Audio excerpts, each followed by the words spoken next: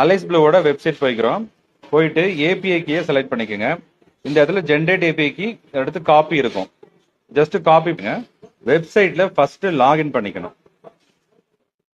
ஓகேவா? லாகின் பண்ணதுக்கு அப்புறம் இந்த கீயை வந்து எரேஸ் பண்ணிட்டு ஜஸ்ட் நம்ம வந்து பேஸ்ட் பண்ணிடுங்க. லாகின் கொடுத்துட்றேன்.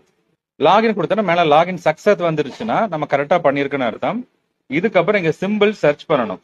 இப்ப பாருங்க 24,500 கொடுத்தா இந்த மாதிரி சிம்பிள்ஸ் வந்துச்சுன்னா நம்ம கரெக்டா பண்ணிருக்குன்னு அர்த்தம்.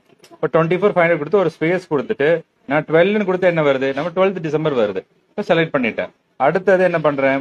நம்ம 24,500 கொடுத்துட்டு ஜஸ்ட் வந்து 12th அப்படின்னு கொடுத்தா அடுத்த புட் ஆப்ஷன் இருக்கு, இதை செலக்ட் பண்ணிட்டேன். செலக்ட் பண்ணி ஃபெட்ச் ஃபுல் சார்ட்.